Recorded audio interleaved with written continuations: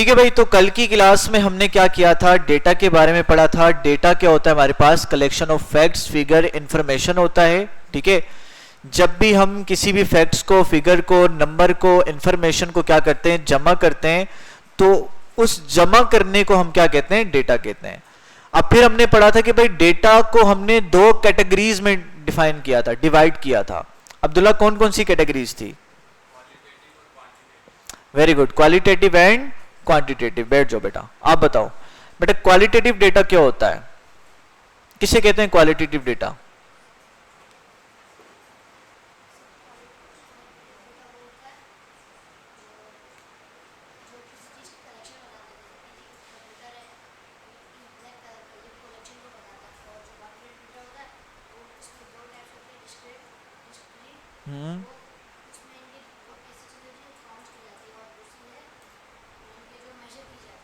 ठीक है, बैठो, गुड।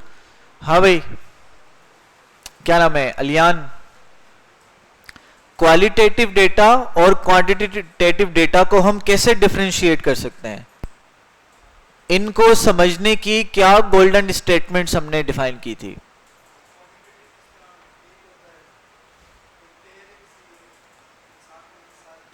ठीक है, और क्वांटिटेटिव?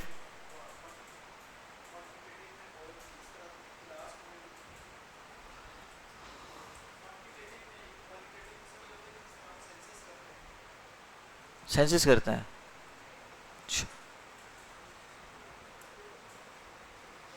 चलो भाई, क्या नाम है, इलाफ। इलाफ बताओ भाई, क्या क्या पैरामीटर्स डिफाइन किए थे हमने इन दोनों को डिफरेंशिएट करने के लिए? क्वालिटेटिव डेटा, अगर कोई बंदा आपको कुछ इंफॉर्मेशन बता रहा है तो वो इंफॉर्मेशन क्वालिटेटिव कब होगी, क्वांटिटेटिव कब होगी?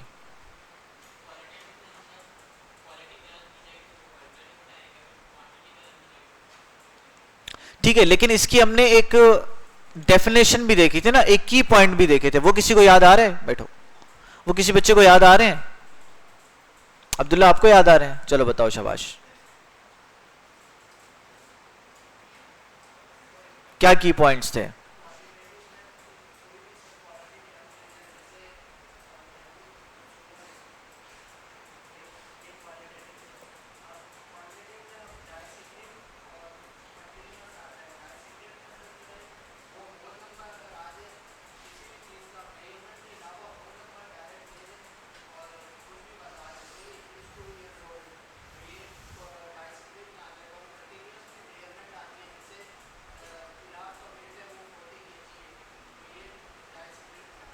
पूछो से 40 है, बताएगा तुम्हें।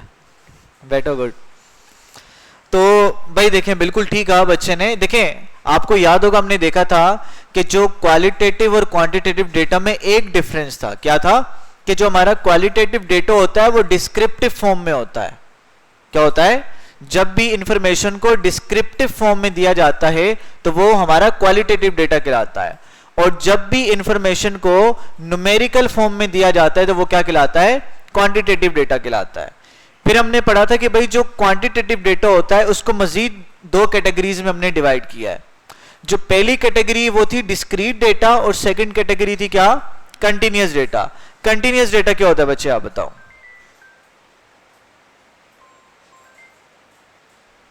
कंटिन्यूअस डेटा क्या होता है? देखो, गोल्डन स्टेटमेंट्स बताओ ना बेटा, कि मैं डिफरेंशिएट कर सकूं, ये मेरा क्वालिटेटिव होता है, ये मेरा डिस्क्रीट होता है, ये मेरा कंटिन्यूअस होता है। तो हमने इनकी डेफिनेशन, इनको याद करने के लिए कुछ फिल्टर्स हमने लगाए थे। तो फिल्टर्स के थ्रू मैं कैसे पता लगाऊंगा कि ये क्वांटिटेटिव है, ये क्वालिटेटिव है, सॉरी ये कंटिन्यूअस है, ये डिस्क्रीट है, कैसे पता लगाऊंगा? बेटो सोचो। हाँ भी मुबशिर, क्या की पॉइंट्स हैं जिनके थ्रू हम पता कर सकते हैं कि ये डिस्क्रीट डेटा है और ये कंटिन्यूअस डेटा है?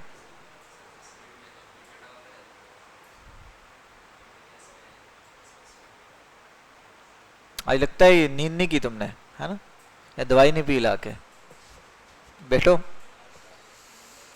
यासिर, क्या डिफरेंशिएशन थी हमारी?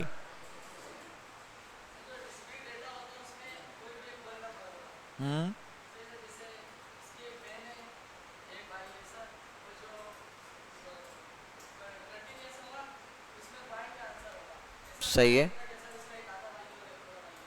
ठीक हो गया भाई। देखें एक फिल्टर इन्होंने बता दिया कि भाई डिस्क्रीट और कंटिन्यूअस को पहचानने का एक फिल्टर ये है कि आप देखें अगर नंबर आपका होल फॉर्म में आ रहा है, होल नंबर की फॉर्म में डेटा गिवन है, तो वो क्या होगा, डिस्क्रीट होगा, एक फिल्टर लग गया। अगर वो पॉइंट की फॉर्म में आ रहा है तो इसका मतलब क्या है, वो कंटिन्यूअस है, एक तो फिल्टर ये लगाया। लेकिन समटाइम ये होता है कि चारों ऑप्शंस में नंबर होल नंबर होते हैं, तो फिर आप वहां पर कैसे पहचानोगे डिस्क्रीट डेटा है और ये कंटिन्यूअस डेटा है? बैठो, ये कौन बताएगा? आप बताओ, आप बताओगे ना, चलो बताओ। नाम क्या है? इब्राहिम। इब्राहिम बच्चे बताओ।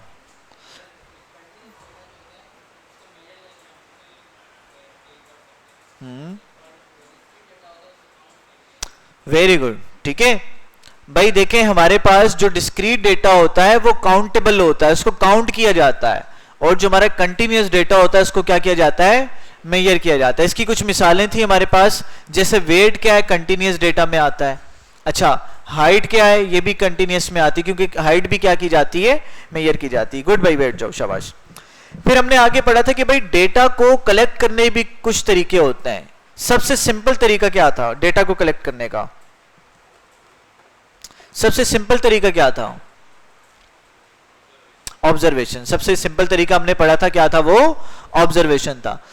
फिर हमने देखा था कि भाई हमारे पास एक मेथड होता है जिसका इस्तेमाल करके हम डेटा को इकट्ठा करते हैं, दूसरा मेथड होता है, उसको हम क्या कहते हैं, सर्वे कहते हैं। क्या कहते हैं? सर्वे के थ्रू भी डेटा को इकट्ठा किया जाता है। अब वो जो डेटा मिलता है हमें सर्वे से आने वाले डेटा को भी हम क्या करते हैं, दो कैटेगरीज में डिवाइड करते हैं। एक होता है हमारा सेंसेस और एक होता है हमारा सैंपल।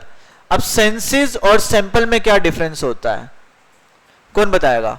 सेंसेस क्या होता है, सैंपल क्या होता है? सेंसेस किसे कहते हैं?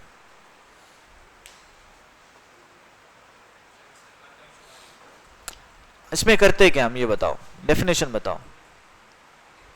गिनती तो बेटा हमें पता है, हर डेटा में गिनती ही होती है, लेकिन इसमें क्या करते हैं? कल आए थे आप, इतनी सी भी नदामत नहीं चेहरे पे। बेटा गलत बात है ना, घर पे जाके रिवाइज नहीं करते हो इसका मतलब आप लोग।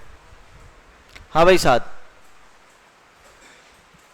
सेंसेस और सैंपल में क्या फर्क है?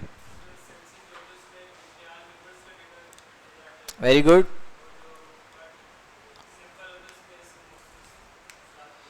ठीक हो गया, जबरदस्त भाई। सेंसिस और सैंपल में क्या फर्क होता है? सेंसिस में हम किसी भी ग्रुप के ऑल मेंबर्स का क्या लेते हैं, हम डेटा कलेक्ट करते हैं, और जो सैंपल होता है उसमें स्पेसिफिक पोर्शन का या स्पेसिफिक लोगों का, मखसूस अफराद का हम क्या लेते हैं, डेटा कलेक्ट करते हैं। तो वो क्या कहलाता है, हमारा सैंपल कहलाता है। तो भाई आज की क्लास जो हमारी है बड़ी इंपॉर्टेंट क्लास है। कुछ चीजों को आज हम कवर करेंगे और कुछ चीजों को मैं आपको एज अ होमवर्क आपको दूंगा, ठीक है? तो आज की क्लास और आपके लिए आने वाली जो क्लास होगी बहुत इंपॉर्टेंट होगी। अगर ये क्लास आप लोगों ने आगे की बेटा एक वीक मिस किया किसी बच्चे ने, तो समझ लें कि एक्सेल आगे आपको बड़ी मुश्किल से समझ में आएगा। और आपने वर्ड में जो चार्ट्स पढ़े हैं, आपने पावर पॉइंट में जो चार्ट्स पढ़े हैं, वो आपको समझ में नहीं आएंगे। समझ आ रही है? तो चार्ट आपने लगाना तो आ गए आपको कि भाई यहां पे क्लिक करो, चार्ट इंसर्ट हो जाता है, वैल्यू पुट करो, आ जाती है। लेकिन किस चार्ट को कहां पे आपने इस्तेमाल करना है? पाई चार्ट किधर इस्तेमाल किया जाता है, बार चार्ट कहां इस्तेमाल किया जाता है, हिस्टोग्राम कहां इस्तेमाल किया जाता है। तो जब इसका यूज केस पता नहीं होगा तो आप जितना अच्छा चार्ट बना लो, जितने अच्छे कलर कर लो, उसका कोई फायदा नहीं है, ठीक है? तो भाई चीजों को पॉइंट की फॉर्म में लिख लिया करो, ताकि जब आप खोलो तो आपको समझ में आ जाए कि भाई ये चीज इस तरह से। कॉपी लाए हो आप? जाओ पीछे जाके खड़े हो जाओ, निकलो बाहर। और कौन नहीं लाया कॉपी?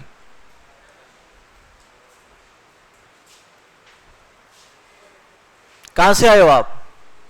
घर से आए हो, कहां से आए हो? चौबी से घर से आए हो ना? फिर क्या कर रहे थे हॉस्पिटल में?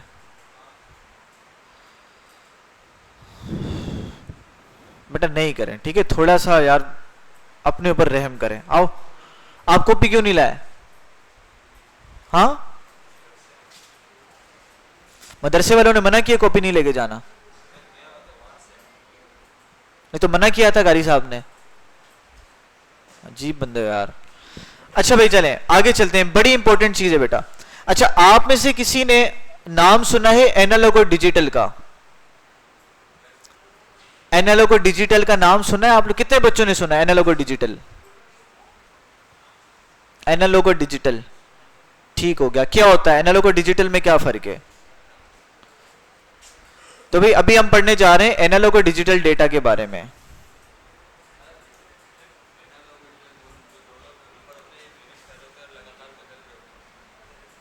Analog versus digital, digital data. जी बोलो आप। दोनों बदल रही होती हैं, सही है, ठीक है बेटो।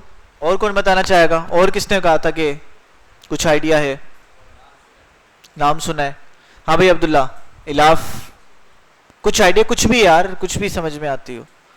और कोई बच्चा बताना चाह रहे हैं? क्या नाम है? अजान, नहीं आइडिया? यार तुम तो कंप्यूटर वाले लगते हो यार, प्रोग्रामर लगते हो तुम तो, हैं टेक्निकल बंदे लगते हो, है ना? और कौन बताना चाहेगा भाई? नहीं आ रहा ज़हन में? अच्छा चलें देखें। अब भाई देखें एनालॉग क्या होता है और डिजिटल क्या होता है। अब इस बात को ऐसे समझें कि जब भी कोई चीज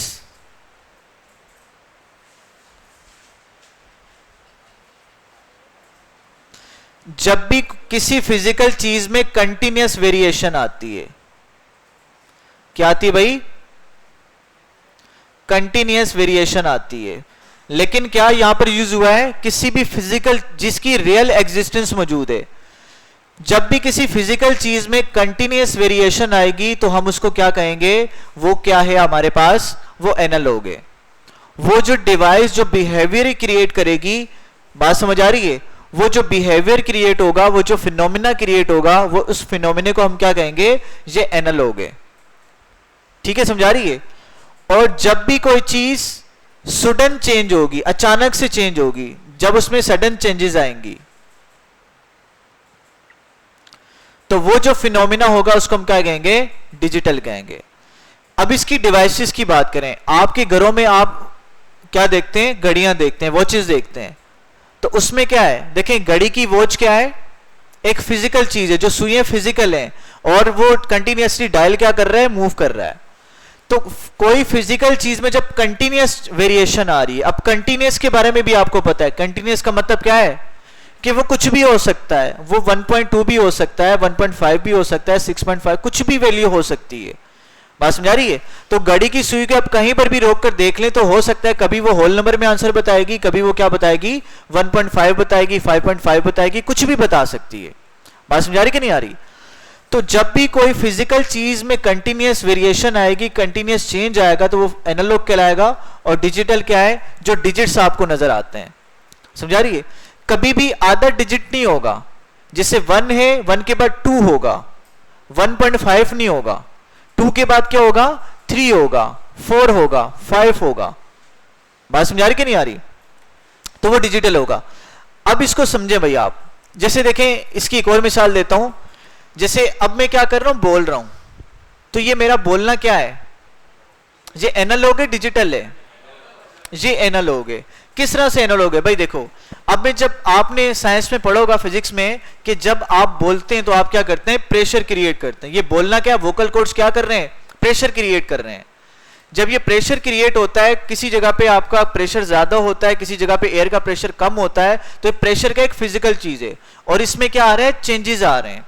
मैं तेजी के साथ बोल रहा हूं तो मैं एयर को ज्यादा तेजी के साथ क्या कर रहा हूं? प्रेशर के थ्रू पुश करवा रहा हूं। ऐसा बोल रहा हूं तो मैं क्या कर रहा हूं? ऐसा पुश करवा रहा हूं। तो ये जो फिजिकल चीज है उसमें जब कंटिन्यूअस चेंज आ रहे हैं तो वो क्या चीज होगी हमारे पास? वो एनालॉग कहलाएगी। बात समझ आ रही है?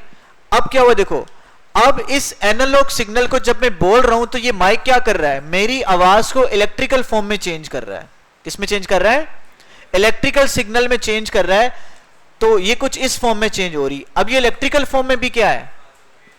ये हमारे पास क्या है? ये अभी भी एनालॉग सिग्नल ही है। बात समझा रही है?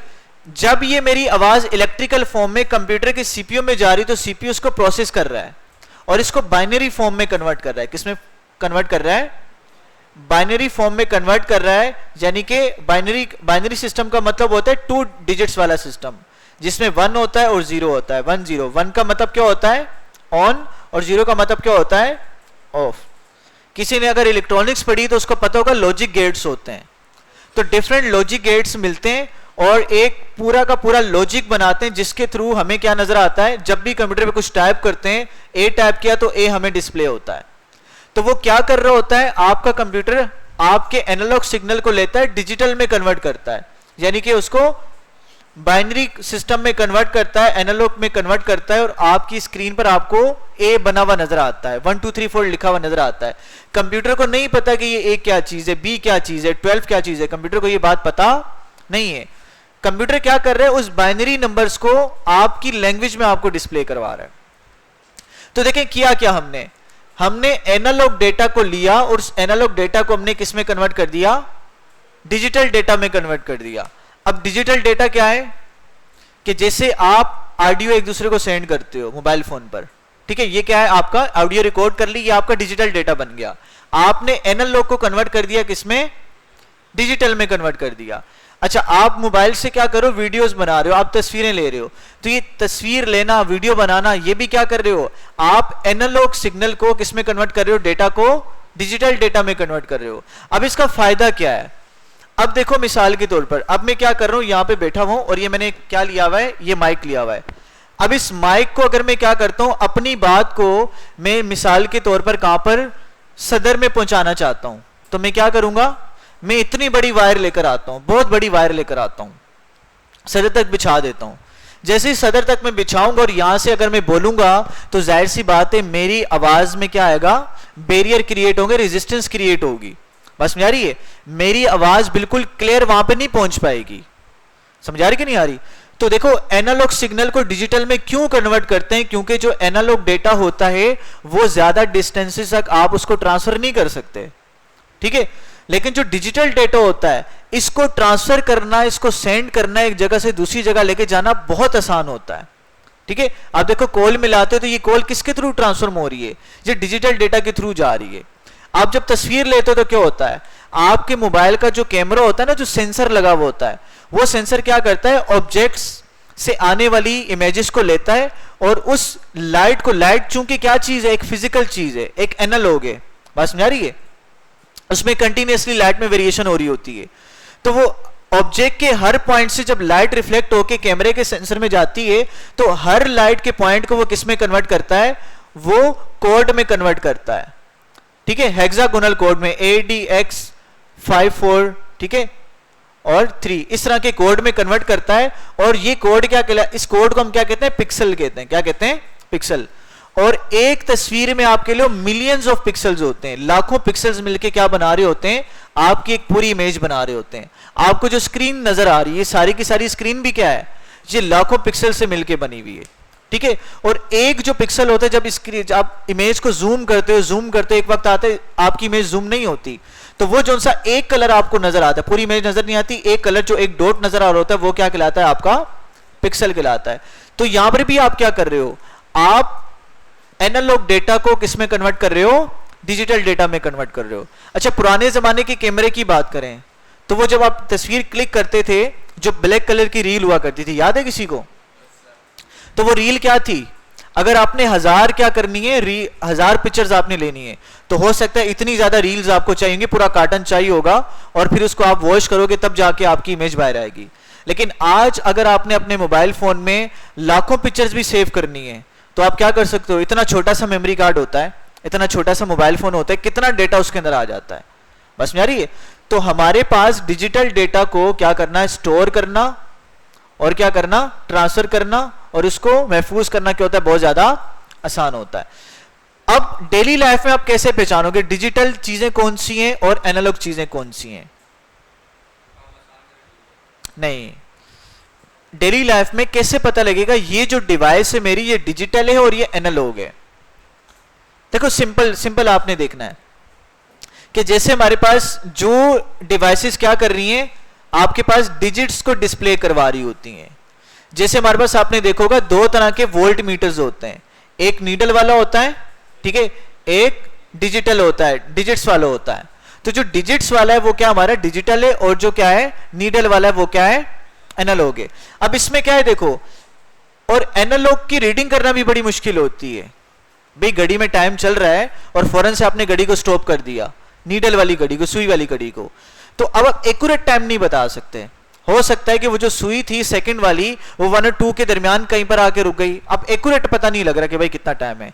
लेकिन जो सेकंड डिजिट वाली घड़ी होगी उसमें आप इजीली बता दोगे कि भाई 10:25 हो रहे हैं और 35 सेकंड हो रहे हैं और 44 मिली सेकंड हो रहे हैं। तो मिली सेकंड तक भी आपको क्या दे देगी, एक्यूरेट इंफॉर्मेशन दे देगी। समझ में आ गई बात? तो चलें इसको हम देखते हैं। अच्छा भाई देखें, analogue and digital, screen connected है ना आप लोगों की? अच्छा देखें, एनालॉग क्या होता है? एनालॉग क्या होता है? Something physical with continuous change. जब भी आपके पास किसी भी फिजिकल चीज में कंटिन्यूअस चेंज आता है तो उसको हम क्या कहते हैं, एनालॉग कहते हैं। और डिजिटल क्या होता है? मेड ऑफ नंबर्स, ये नंबर से मिलके बना होता है। जैसे 1010 मैंने आपको बताया बाइनरी फॉर्म में, जो डिजिटल डेटा होता है वो नंबर की फॉर्म में होता है। और नंबर की फॉर्म में कन्वर्ट करने के लिए हम क्या करते हैं, डिफरेंट डिवाइसेस का इस्तेमाल करते हैं। जैसे मेरी आवाज को कन्वर्ट कौन कर रहा है? ये माइक कर रहा है ना। और फिर इस डिजिटल डेटा को जो कंप्यूटर में स्टोर हो चुका है, मैंने अगर इसको सुनना है तो कैसे सुनूंगा? स्पीकर से सुनूंगा ना। स्पीकर क्या कर रहा है? दोबारा डिजिटल डेटा को एनालॉग डेटा में कन्वर्ट कर रहा है, ठीक है। तो डिफरेंट डिवाइसेस होती हैं जो काम परफॉर्म कर रही होती हैं। तो देखें भाई, एरोबॉक्स, इस जो डॉग है इसका नाम क्या है? एरो, एरो रखा हुआ है इन्होंने। तो एरो जब क्या करता है, भौंकता है, तो ये क्या करना चाह रहा है? अपनी आवाज रिकॉर्ड करना चाह रहे हैं, एग्जांपल के तौर पे बता रहे हैं। एरो बार्क इज एनालॉग, क्या कह रहे हैं? जो एरो की जो बार्क है, जो क्या है, जो आवाज है वो क्या है? एनालॉग है। It is actual pressure wave in the air, ये क्या होती है? प्रेशर वेव्स होती हैं जो कि एयर में क्रिएट होती हैं। So it is physical with continuous change. तो ये फिजिकल चीज है लेकिन इसमें क्या है? कंटिन्यूअस चेंजेस आ रही हैं, ठीक है। कंटिन्यूअस का मतलब क्या है? स्मूथ चेंजेस आएंगी। देखें इस तरह से साइनोसाइडल वेव बनेगी। आपने देखो जो अल्टरनेटिंग करंट होता है उसकी वेव इस तरह से कुछ बनती है, ऐसे ही ना, बिल्कुल आहिस्ता आहिस्ता क्या होता है? बढ़ना स्टार्ट होती है, ऐसा ऐसा कम होती है, ऐसा ऐसा बढ़ती है, ऐसा ऐसा कम होती है, ठीक है। और हार्ट बीट भी इसी तरह से काम कर रही होती है। तो इस सिग्नल को मेजर कौन करता है? किसके थ्रू पता लगाते हैं? अल्टरनेटिंग करंट का ये सिग्नल होता है, ये ग्राफ होता है। वेरी गुड, किससे पता लगाते हैं? ऑसिलोस्कोप से हम क्या करवाते हैं? पता लगाते हैं कि भाई इस चीज के क्या सिग्नल क्रिएट हो रहे हैं, ठीक है। और आई थिंक जो कार्डियोग्राफ बता रहा होता है, उस मशीन को क्या कहते हैं जो हॉस्पिटल में होती है? बड़ा अच्छा नाम है उसका, क्या कहते हैं? ईसीजी मशीन, ठीक है। ईसीजी मशीन में भी क्या लगा हुआ होता है आपके पास? ऑसिलोस्कोप ही लगा हुआ होता है जो कि हार्ट बीट को क्या कर रहा होता है? आपको बता रहा होता है। तो इसमें क्या होता है? सडन चेंजेस नहीं होते, बिल्कुल स्मूथली चेंजेस होते हैं। अच्छा भाई, and the microphone convert that pressure into electrical signal. जब ये माइक्रोफोन क्या करता है, जब वो एरो क्या कर रहा है, अपनी आवाज को रिकॉर्ड कर रहा है माइक्रोफोन के थ्रू, तो ये क्या होता है? चेंज करता है, कहां पर गया? Convert that pressure into electrical signal. तो वो उस सिग्नल को माइक्रोफोन क्या करता है? इलेक्ट्रिकल फॉर्म में कन्वर्ट करता है। इट इज स्टिल एनालॉग, ये अब भी क्या होता है? एनालॉग होता है। द इलेक्ट्रिसिटी इज फिजिकल, क्योंकि इलेक्ट्रिसिटी क्या है? फिजिकल है, और उसमें भी क्या होता है? एक कंटिन्यूअस चेंज हमें देखने को मिलता है। But when it gets to your computer, लेकिन जब ये आपके कंप्यूटर में जाता है और फोन या तो आपके मोबाइल में जाता है, it get converted into digits. तो ये डिजिट्स में कन्वर्ट हो जाता है। किस तरह के डिजिट्स में कन्वर्ट होता है? जैसे 12, 15, 39, 52, आपकी आवाज बढ़ती चली जा रही है, कम से ज्यादा हो रही है, तो क्या होगा? 12, 25, 39, 52 इस तरह से बढ़ती चली जाएगी, फिर माइनस में कम होती चली जाएगी। लेकिन ये बात भी कंप्यूटर को समझ में, मोबाइल को समझ में नहीं आती। तो मोबाइल और कंप्यूटर क्या करते हैं? अपने प्रोसेसर के जरिए से लॉजिक गेट का इस्तेमाल करके इसको 1-0 की फॉर्म में कन्वर्ट करते हैं, बाइनरी नंबर में कन्वर्ट करते हैं। So the sound is now 12, 25, 39, 52। आपका साउंड इस फॉर्म में आता है। और ये नंबर कहां से निकालते हैं हम? ये नंबर ऑसिलोस्कोप से हमें पता लगते हैं कि भाई ये इस तरह की आपकी वेरिएशंस यहां पर आ रही हैं। In fact it would be in binary, तो ये बाइनरी में कन्वर्ट होता है. So would be something like, अगर बाइनरी में इसको लिखें तो हम इस तरह से क्या कर सकते हैं, इसको रिप्रेजेंट करवाते हैं. इट इज नाउ डिजिटल, अब ये क्या हो चुका है, डिजिटल हो चुका है. Notice the digital data sudden jump up and down. आप ये नोटिस करेंगे कि आपका जो डिजिटल डेटा होता है वो अचानक से क्या हो रहा है, कम हो रहा है और ज्यादा हो रहा है. जैसे 0 का मतलब क्या है, कम, 1 का मतलब क्या है, ऑन, 0 का मतलब ऑफ, ऑन. ठीक है, अचानक से, यानी कि डिस्क्रीट वैल्यू इसके अंदर आपको देखने को मिलेंगी. Digital data is very easy for computer and phone to use. जो डिजिटल डेटा होता है वो कंप्यूटर के लिए और मोबाइल फोन्स के लिए क्या होता है, बहुत ही आसान होता है इस्तेमाल के लिए. इट कैन बी सेव, इसको सेव किया जा सकता है, शेयर किया जा सकता है इलेक्ट्रॉनिकली यानी कि सिग्नल की फॉर्म में. Send all over the world quickly and more, इसको आसानी से पूरी दुनिया में भेजा भी जा सकता है. जैसे यहां से आप कोई चीज शेयर करते हो तो पूरी दुनिया में फेसबुक पे शेयर हो जाती है. एक वीडियो बना के अपलोड करते हो, सारी दुनिया उसको क्या कर सकती है, देख सकती है. अगर ये एनालॉग होता तो इस तरह से पॉसिबल नहीं होता. ठीक है, आपको पूरी वीडियो रिकॉर्ड करनी पड़ती, उसको फिर रील को वहां पे जाके प्ले करवाना पड़ता, तो काफी मुश्किल होता है ये. अच्छा, डिजिटल बिकम्स एनालॉग. क्या करें, आपका जो डिजिटल डेटा होता है ये एनालॉग में भी कन्वर्ट हो. जैसे एनालॉग डिजिटल में कन्वर्ट हुआ ना, ऐसे ही डिजिटल किस में कन्वर्ट होता है, एनालॉग में भी कन्वर्ट होता है. The electricity can be send to a speaker. जब आपका जो डिजिटल वाला सिग्नल होगा उसको कहां पे सेंड करेंगे, स्पीकर की तरफ सेंड करेंगे. To make sound wave again, और आपका स्पीकर क्या करेगा, उस सिग्नल को साउंड वेव में कन्वर्ट कर देगा. It should sound very much like the original bark but not perfectly so. ये ओरिजिनल साउंड की तरह ही लगेगा, लेकिन थोड़ा बहुत इसमें चेंज देखने को मिल सकता है. अब देखिए मैं डिजिटल पिक्चर्स किस तरह से ली जाती हैं. A similar things happens when you take a picture. और यही काम होता है जब आप क्या लेते हो, पिक्चर्स लेते हो. Light which is analogue, light जो कि एनालॉग होती है, get projected onto a grid of millions of little sensor inside the camera. तो जब ये छोटे छोटे मिलियंस ऑफ द सेंसर जो पिक्सल्स होते हैं आपके कैमरे में लगे हुए होते हैं, उस पर लाइट पड़ती है तो सेंसर्स क्या करते हैं, उसको सेंस करते हैं, कैप्चर कर लेते हैं. ठीक है, the camera measure the light at each point. Camera क्या करता है, हर पॉइंट पे लाइट को मेजर करता है. एंड प्रोड्यूस नंबर, और उसका एक कोड बनाता है. This picture is now digital, तो वो पिक्चर क्या हो जाती है, डिजिटल में कन्वर्ट हो जाती है.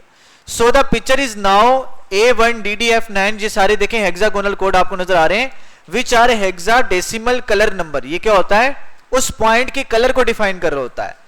That are use internally in binary, जो कि मोबाइल जो होता है या कैमरा होता है वो इंटरनली उसको क्या करता है, बाइनरी नंबर में कन्वर्ट कर देता है. So would be something like this. जब बाइनरी में कन्वर्ट करता है तो वो डेटा क्या बन जाता है, आपका डिजिटल डेटा बन जाता है. Look really close at the digital picture. जब आप क्या करते हैं, जब गौर से डिजिटल पिक्चर को देखते हैं, यानी कि जूम करके देखते हैं, it is made up of millions of little square called pixels. वो बहुत सारे मिलियंस ऑफ द स्क्वायर्स से क्या होता है, मिलकर बनी हुई होती picture. Each pixel is made up of using hexadecimal color number. ये हेक्साडेसिमल देखें 6 नंबर नजर आ रहे हैं. हेक्सा का मतलब क्या होता है, 6 होता है ना, तो 6 डिजिट के कोड से मिलके आपका एक पिक्सल बना हुआ होता है. तो डिजिटल क्या कह रहे हैं, डिजिटल क्या होता है, हमारे पास नंबर होता है. So digital pictures, music, videos etcetera are actually store on your devices as number. तो यहां से हमें ये बात समझ में आई, जो हमारे कंप्यूटर में ऑडियो होता है, वीडियो होता है, पिक्चर्स होती हैं, ये सारी की सारे हमारे कंप्यूटर में किस फॉर्म में सेव होती हैं, नंबर्स की फॉर्म में सेव हुई हुई होती हैं. और नंबर को कहीं पर भी लेके जाना बड़ा ही आसान होता है, और आपके डेटा की क्वालिटी में भी कोई फर्क नहीं पड़ता. आप यहां से अपनी वॉइस रिकॉर्ड करके आप व्हाट्सएप के थ्रू किसी मुल्क में आप भेज भी दें तो आप देखेंगे बिल्कुल एक्यूरेट वॉइस उसको सुनाई देगी, उसमें कुछ भी चेंजेस नहीं आएंगे. लेकिन एक लंबी वायर के थ्रू आप किसी को कोई बात समझाना चाहें तो उसमें काफी डिस्टर्बेंस आपको देखने को मिलेगी. भाई समझ में आ गई. तो ये हमारा था डिजिटल और एनालॉग से रिलेटेड. तो अभी मैं आपको 5 मिनट दे रहा हूं, आप लोगों ने ये करना है, इसको एक दफा पढ़ लें. आप लोग कोई मसला है तो पूछ लें.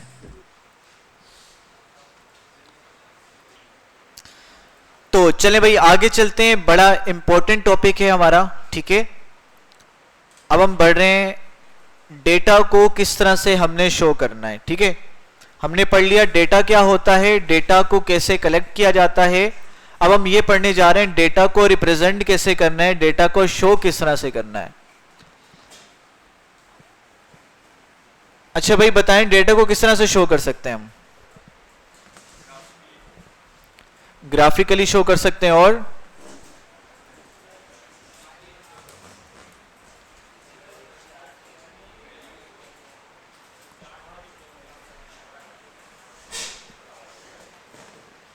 हाँ भाई डेटा को देखें हम शो कर सकते हैं टेबल की फॉर्म में, ऐसे ही है ना।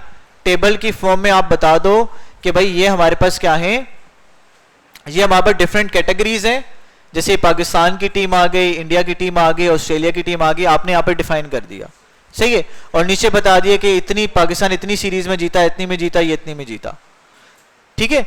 तो इस तरह से आपने डेटा को डिफाइन कर दिया। ये डिफरेंट तरह के 2010, 2022, 2024 आपने लिखा और लिखने के बाद आपने डिफाइन किया, इधर प्रॉफिट हुआ, इधर लॉस हुई, ये सारी चीजें आपने क्या कर दी, डिफाइन कर दी।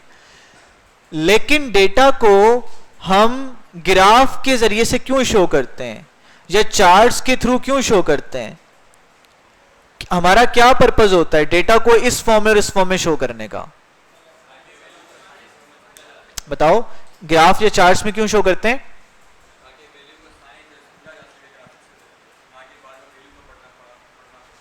ठीक हो गया, गुड हो गया, यानी कि आसानी से समझा जा सके। और क्या रीजन होता है? टाइम ना वेस्ट हो, ठीक है। टाइम कैसे वेस्ट होगा?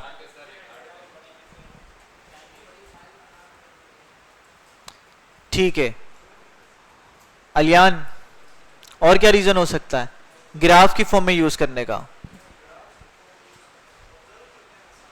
ऑब्जर्व करने में आसानी हो, ठीक हो गया भाई, सारे बच्चों ने ठीक कहा। देखें ग्राफ या चार्ट्स की फॉर्म में अगर हमने डेटा को अगर क्या कर दिया, रिप्रेजेंट कर दिया, एक तो रीड करने में आसानी होगी, ऑब्जर्व करने में आसानी होगी, और सबसे बड़ा फायदा ये होगा कि आप एट अ ग्लेंस यानी कि फौरन से आप डेटा को आप एनालाइज कर सकते हैं। जैसे आपने एक चार्ट बना दिया और आपने डिफरेंट कंपनीज के डिफरेंट ईयर्स में आपने उसकी कारकर्दगी बता दी, ठीक है, तो आप फौरन से बता दोगे कि भाई इस साल 2010 में सबसे ज्यादा प्रॉफिट हुआ है। बात समझ आ रही कि नहीं आ रही? तो डेटा को एनालाइज करना बड़ा आसान हो जाता है।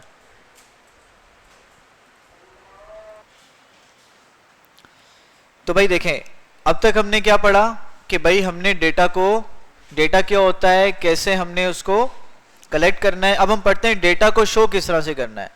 अब देखें ये सबसे मोस्ट इंपॉर्टेंट पार्ट है भाई आपके इसका, ठीक है, मोस्ट इंपॉर्टेंट पार्ट पढ़ने जा रहे हैं कि भाई डेटा को शो किस तरह से करना है। देखें वर्ड में आपने चार्ट्स पढ़े, आपने ग्राफ पढ़े, इसी तरह से एक्सेल में भी आप डीप में क्या करेंगे, चार्ट्स को पढ़ेंगे, ग्राफ को पढ़ेंगे, और जब तक आपको समझ में नहीं आएगी कि भाई कौन से चार्ट को कब अप्लाई करना है, तो आप चाहे जितना अच्छा चार्ट बना लें, उसके अच्छा चार्ट बनाने का कोई फायदा नहीं है।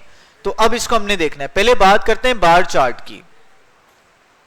तो देखें बार चार्ट पर हमने काम किया था, जो हमने इंसर्ट करवाए थे चार्ट वर्ड और पावर पॉइंट में, वो भी हमने क्या किया था, बार चार्ट को इंसर्ट करवाया था। अब हम सारे चार्ट्स को वन बाय वन पढ़ेंगे। भाई देखें बार चार्ट क्या होता है, इसके नाम से जाहिर है इसमें क्या बने हुए होंगे, बार्स बने हुए होंगे, सिंपल सी बात है। लेकिन ये यूज कहां पर होता है? भाई देखिए ये यूज वहां पर होता है जब आपको रिलेटिव साइज बताना होता है किसी चीज का। रिलेटिव साइज का मतलब क्या है कि यानी कि अगर ये दोनों आपस में रिलेट कर रहे हैं, ये क्या है, कैप है, और ये क्या है, पेन है, अगर इन दोनों का रिलेशन में बता रहा हूं, बस समझ आ रही है? तो रिलेटिव साइज मैंने बताने तो मैं किसका इस्तेमाल करूंगा, मैं बार चार्ट का इस्तेमाल करूंगा। या जब डेटा आपके पास कैटेगरी की फॉर्म में आता है, तो जब भी डेटा को कैटेगरी की फॉर्म में आपने रिप्रेजेंट करना है, तो आप कौन से चार्ट का इस्तेमाल करेंगे, बार चार्ट का इस्तेमाल करेंगे। जैसे मैं कहता हूं कि भाई एक फेस्टिवल हुआ, उस फेस्टिवल में आपने बहुत सारे क्या रखे, आपने फ्रूट्स रखे, तो बताएं कि एप्पल्स कितने लोगों को पसंद आया, ब्लूबेरी कितने लोगों को पसंद आई, ऑरेंजेस कितने लोगों को पसंद आया, मैंगो कितने लोगों को पसंद आया। तो ये डेटा क्या कर रहे हैं, हम इसको कैटेगरी की फॉर्म में रिप्रेजेंट करवा रहे हैं। तो जब भी डेटा को कैटेगराइज करना होता है तो हम किसका इस्तेमाल करते हैं, किसका इस्तेमाल करते हैं, बार चार्ट का इस्तेमाल करते हैं या बार ग्राफ का इस्तेमाल करते हैं। बार चार्ट या बार ग्राफ एक ही चीज के दो नाम है। तो देखें भाई बार ग्राफ क्या है। A bar graph, also called bar chart, is a graphical display of data using bars of different heights। यानी कि बार चार्ट या बार ग्राफ हमारे पास ऐसा तरीकेकार है डेटा को ग्राफिकल फॉर्म में रिप्रेजेंट करने का, जिसमें हम क्या करते हैं, डेटा को हाइट्स की फॉर्म में शो करवाते हैं। Imagine you do a survey of your friends to find which type of movie they like best. फर्ज करें कि आपने एक सर्वे किया, ठीक है, यानी कि डेटा को आपने कलेक्ट किया अपने दोस्तों से कि भाई कौन सी मूवी वो क्या करते हैं, उनको पसंद है, ठीक है।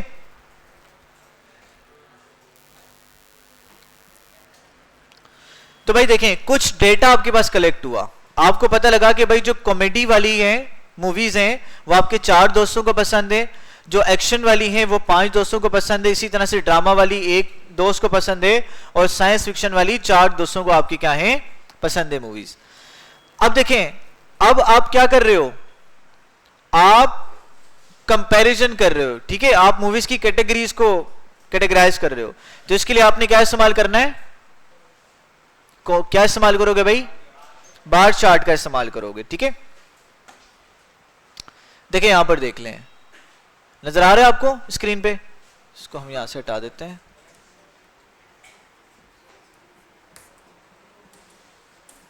ऊपर देख लें जब तक, क्योंकि अभी सीपीयू ऑन होने में टाइम लगेगा ना आपके।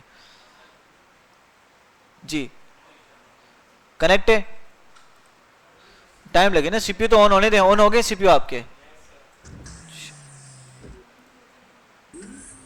अच्छा भाई देखें यहां पर, तो देखें हमने वाई एक्स एक्सिस में क्या किया है, हॉरिजॉन्टल एक्सिस में हमने कैटेगरीज को लिख दिया है, और वाई एक्सिस में हमने पीपल्स को लिख दिया है, ठीक है। नंबर ऑफ पीपल्स वाई में आ गए और कैटेगरीज आपकी एक्स एक्सिस में आ गई। तो क्या करें, देखें, it is a really good way to show relative sizes. ये बड़ा अच्छा तरीका होता है कि आप दो चीजों के रिलेटिव साइजेस को आप क्या करें, डिस्प्ले करवाएं। We can see which type of movie are most liked and which type are least like at a glance. इससे हमें क्या पता लगता है कि भाई कौन सी मूवी सबसे ज्यादा पसंद की गई है और कौन सी मूवी सबसे कम पसंद की गई है। और सबसे बड़ा फायदा क्या होता है कि आप एक ही नजर में, एक ही ग्लैंस में क्या करते हैं, ये बात आप आइडेंटिफाई कर लेते हैं। बेटा छोड़ दो, यहां पर देख लो, अभी उसके साथ हम लड़ नहीं सकते ना। यहां पर देखें, नजर आ रहा है ना यहां से। अच्छा आगे देखें, we can use bar graph to show the relative sizes of many things. हम बार ग्राफ का इस्तेमाल करके, बार चार्ट का इस्तेमाल करके बहुत सारी चीजों के रिलेटिव साइजेस को क्या कर सकते हैं, कंपेयर कर सकते हैं, जैसे हमने यहां पर किया। अब कॉमेडी का साइज क्या था, कितने लोगों को पसंद आ रही थी, 4 लोगों को पसंद आ रही थी। एक्शन 5 लोगों को आ रही थी, ठीक है। अच्छा सच एज, जैसा कि what type of car people have, यानी कि किस तरह की कार लोगों के पास मौजूद है, किस तरह की कार लोगों को पसंद है, यानी कि रेड कलर की कितने लोगों को पसंद है, ब्लू कलर की कितने लोगों को पसंद है, व्हाइट कलर की कितने लोगों को पसंद है। How many customer a shop has on different days, और डिफरेंट डेज में कितने कस्टमर्स आते हैं, विजिट करते हैं एक दुकान को, ठीक है। ये भी आप क्या कर सकते हो, आप शो करवा सकते हो, एंड सो ऑन, और बहुत सारी चीजों को। एग्जाम्पल आपको बता रहे हैं कि आपने क्या करना है, सबसे बेहतरीन फ्रूट बताना है, कि नाइसेस्ट फ्रूट के बारे में बताना है। तो एक सर्वे कंडक्ट किया गया 145 लोगों का, और उनसे पूछा गया कि भाई सबसे अच्छा फ्रूट कौन सा लगता है आपको। तो सर्वे में लोगों ने 35 लोगों ने बताया एप्पल अच्छा लगता है, 30 ने बताया ऑरेंज लगता है, बनाना लगता है, कीवी फ्रूट लगता है। तो फिर आपने जब इस डेटा को ग्राफ में डाला तो देखो आप फौरन से बता पा रहे हो सबसे अच्छा फ्रूट कौन सा था, लोगों को कौन सा पसंद था, ब्लूबेरी था। आपने देखा सबसे ज्यादा हाइट किसकी है, फिर आपने देखा कि भाई सबसे कम हाइट किसकी है, ग्रेप्स की है। तो देखें फौरन से आपने पता लगा दिया कि भाई कौन सा नाइस था और कौन सा ज्यादा पसंद लोगों को नहीं था। तो आगे देखें, आप बार ग्राफ को आप हॉरिजॉन्टल फॉर्म में भी क्या कर सकते हैं, डिस्प्ले करवा सकते हैं। तो अगेन वही तरीकेकार होगा। अब क्या होगा, नंबर आपके जब देखें वर्टिकल फॉर्म में डिस्प्ले करवाएंगे तो नंबर आपके वाई एक्सिस पर होंगे, और जब हॉरिजॉन्टल फॉर्म में करवाएंगे तो नंबर आपके कहां पर होंगे, एक्स एक्सिस पर होंगे।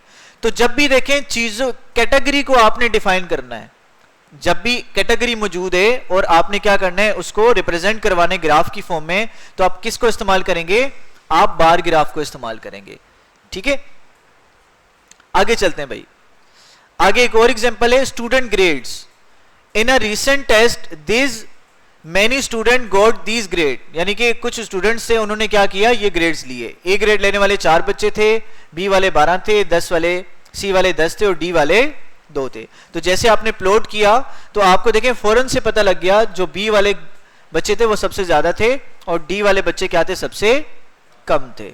ठीक है, और इसमें देखें कैटेगरी को अगेन आपने एक्स एक्सिस में लिखा और वाई एक्सिस पे आपने नंबर को शो किया। अच्छा भाई देखें, you can create graph like that using our data graph.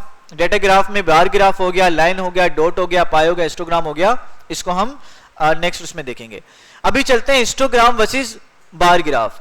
अब ये हिस्टोग्राम क्या होता है भाई? देखें यहां पर हिस्टोग्राम बना हुआ है और ये बार ग्राफ है।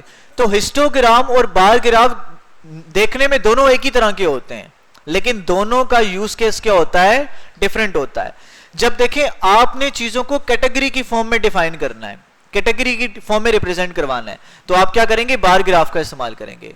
और जब आपने चीजों को रेंज की फॉर्म में क्या करना है, डिफाइन करना है, तो फिर आप क्या करोगे, हिस्टोग्राम का इस्तेमाल करोगे। अब हिस्टोग्राम में और बार ग्राफ में क्या मेजर डिफरेंस है कि बार्स के दरमियान बार ग्राफ में गैप नजर आएगा आपको और हिस्टोग्राम में कोई गैप आपको नजर नहीं आएगा। क्यों? क्योंकि हिस्टोग्राम किसको बताता है, रेंजेस की वैल्यू को बताता है। जैसे मिसाल के तौर पर आपने हाइट्स बतानी है कि भाई मिसाल के तौर पर 0 से लेके 100 लोगों की हाइट कितनी है, लेट्स से 20 सेंटीमीटर है। एक बात कर रहे हैं 20 सेंटीमीटर किसी चीज की हाइट है। फिर 150 से लेके 200 तक जो कार्टन्स आपके पास मौजूद हैं उसकी हाइट कितनी है, आपको पता लगा 30 सेंटीमीटर है। समझा रही है?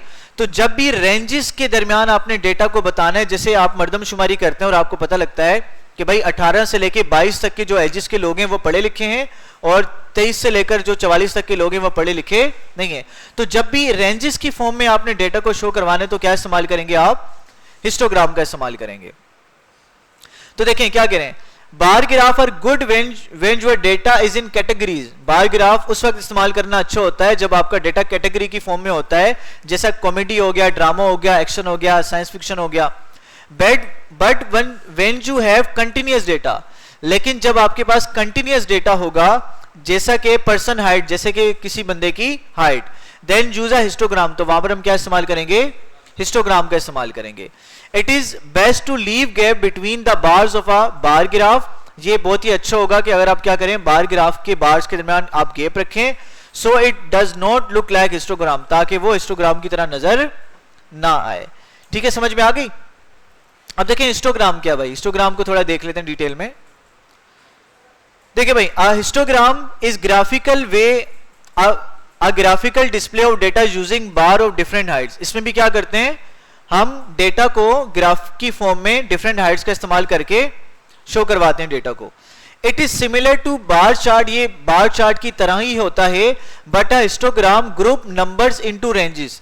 लेकिन ये क्या करता है, नंबर्स को डिफरेंट रेंजेस में क्या कर देता है, ग्रुप कर देता है। जैसे यहां पे नजर आ रहा है 0 से लेके 40 तक की रेंज में कितने लोग आ रहे हैं, 5 लोग आ रहे हैं या 4 लोग आ रहे हैं, और 40 से लेकर 60 तक की कितने आ रहे हैं, उसमें 5 लोग आ रहे हैं। तो रेंजेस में ये डिवाइड करता है। The height of each bar show how many fall into each range. जो हाइट होती है क्या बताती है, height of the bar each bar show how many fall into each range, यानी कि इस रेंज में कितने लोग फॉल कर रहे हैं वो क्या बताती है, हाइट बताती है। जैसे देखें 100 से लेके 120 तक की रेंज में कितने लोग फॉल कर रहे हैं, 25 लोग फॉल कर रहे हैं। बस समझ आ रही है? तो जो हाइट होगी वो रेंज को बताएगी आपको। And you decide what ranges to use, और आप क्या कर सकते हैं, किसी भी रेंज का इस्तेमाल कर सकते हैं जो आपने क्या करनी है, यूज करनी है। अब यहां पे देखें एग्जांपल दी हुई आपको, height of orange trees. Orange trees है आपके पास, उनकी हाइट को यहां पर हम जिक्र कर रहे हैं। You measure the height of every T in the orchard in centimetre. ठीक है, आप क्या कर रहे हो, एक आपके पास बाग मौजूद है, उसमें आप हर दरख्त की क्या कर रहे हो, आप हाइट को मेजर कर रहे हो 30 सेंटीमीटर में। The heights vary from 100 centimetre to 340 centimetre. जो हाइट है ट्रीज की वो कितनी है, 100 से 340 के दरमियान है हर दरख्त की वो हाइट है जो। You decide to put the result into group of 50 centimetre. तो आपने ये डिसाइड किया कि भाई आप क्या बनाओगे, आप 50-50 के ग्रुप बना दोगे। The 100 to just below 150 centimetre range, ठीक है, 100 से 150 के दरमियान की रेंज बनेगी एक, और दूसरी क्या बनेगी, 150 से 200 के दरमियान की रेंज बनेगी। So a tree that is 260 centimetre tall is added to the 250 and 300 range. और वो ट्री जिसकी जो रेंज होगी, जो हाइट होगी वो 260 सेंटीमीटर होगी, उसको हम किस में ऐड करेंगे, 250 से 300 की रेंज में ऐड कर देंगे। And here is a result, तो ये रिजल्ट आपके सामने नजर आ रहा है, ठीक है भाई। 100 से लेकर 150 के दरमियान जो ट्रीज आ रहे हैं आपने यहाँ पे डिफाइन कर दिए, फिर 150 से 200 के दरमियान जितनी सारी ट्रीज आ रहे हैं वो सारे आपने यहाँ पे डिफाइन कर दिए, और 200 से 250 के दरमियान कितने आ रहे हैं, लेट्स से 28 दरख्त आ रहे हैं, और 250 से 300 के दरमियान कितने आ रहे हैं, 50 दरख्त हमारे पास आ रहे हैं, ठीक है भाई। You can see for example that there are 30 trees from 150 centimeter to just below 200 centimeter tall। तो आप यहां से देख सकते हैं कि वो 30 दरख्त हैं हमारे पास जो कि 150 से 200 के दरमियान आ रहे हैं, ठीक है। 150 से 200 के दरमियान कितने दरख्त आ रहे हैं, 30 दरख्त आ रहे हैं, और 100 से 150 के दरमियान कितने आ रहे हैं, कितने आ रहे हैं, तकरीबन 4 या 5 आपके लिए आ रहे हैं, ठीक है, चलें 4 आ रहे हैं भाई, समझ में आ गई बात। तो इस तरह से आप क्या करते हो, बार ग्राफ का और हिस्टोग्राम का क्या करते हो, आप यूज करते हो। अब आप लोगों ने करना क्या भाई, देखें आप लोगों का होमवर्क ये, पहले तो आपने हिस्टोग्राम वाला ये पहले जाके आपने सारा पढ़ना है, और पढ़ने के बाद आपने इसके 10 सवाल सोल्व करने हैं। 10 सवाल हिस्टोग्राम के सोल्व करने हैं आपने, और 10 सवाल आपने बार ग्राफ के शो करने हैं, ठीक है। एक काम ये हो गया, कल छुट्टी है आप लोगों की चूंकि, और आप लोगों ने क्या करना है, आपने पाई चार्ट, डॉट प्लॉट्स और लाइन ग्राफ तक पढ़ के आना है, ठीक है भाई। यहां समझ लें, बार ग्राफ हमने पढ़ लिया, हिस्टोग्राम भी पढ़ लिया। घर से आपको मैं 3 ग्राफ दे रहा हूं पढ़ने के लिए, पाई चार्ट, डॉट प्लॉट और लाइन ग्राफ। तो ये मैंने पूछना है भाई, देखें ये बड़ा इंपॉर्टेंट पार्ट है आपका, आप लोगों ने छुट्टी नहीं करनी। अगला जो हफ्ता होगा मैथ्स के डेटा के हवाले से आप लोगों ने इसमें छुट्टी बिल्कुल भी नहीं करनी, ठीक है भाई। तो ये आपका होमवर्क है भाई, कोई सवाल है तो पूछ लें भाई, क्लियर है यहां तक, चलें भाई।